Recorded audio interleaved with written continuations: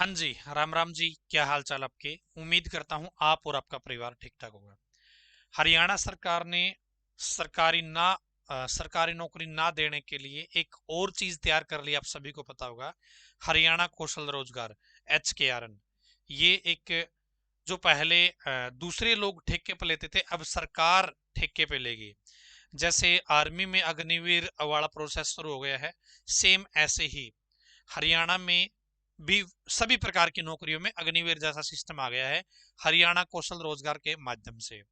बहुत सारे साथियों के कमेंट आ रहे कि जो भी भर्तियां की जा रही है, जो हो रही है, जो आगे होगी, जैसे अभी हरियाणा में HKRN से, हरियाणा कौशल रोजगार निगम के माध्यम से अध्यापकों की भर्ती निकली हुई है, TGT की, PGT की।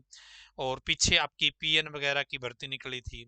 ठीक है, इससे पहले भी अध्यापकों की भर्ती निकली थी और उनको ज्वाइन भी करवा दिया गया। तो बहुत सारे साथी ये कमेंट करें कि ताऊ जी, ये नौकरी कितने समय के लिए है? 2 महीने के लिए है, 6 महीने के लिए है, 1 साल के लिए है? और पक्की नौकरी है भी या नहीं है? सेफ भी है या नहीं है? तो दोस्तों, अभी विधानसभा में CM साहब ने एक उत्तर दिया था, किसी का विपक्ष ने जब जवाब प्रश्न पूछा, तो उन्होंने कहा कि ये पक्की नौकरी नहीं है, इनको तो हटाना ही हटाना है, 1 साल बाद हट जाएंगे।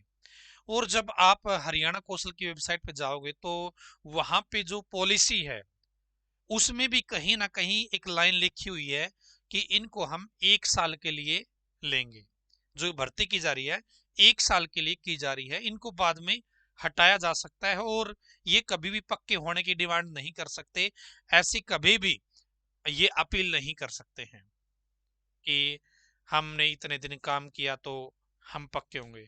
तो फिलहाल जब आप वो जो पॉलिसी है उसको पढ़ोगे तो उसमें 1 साल का जिक्र किया गया है।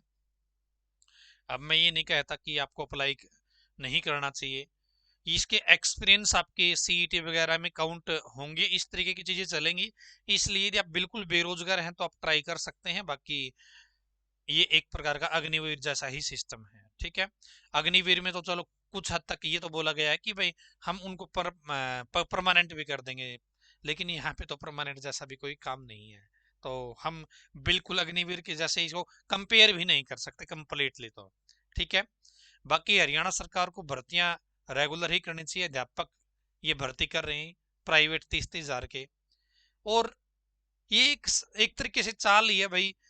वहां पे जो इम्प्लॉय इनको 50 हजार में पड़ रहा है, वो इम्प्लॉय यहाँ पे इनको 15 हजार में मिल जाएंगे।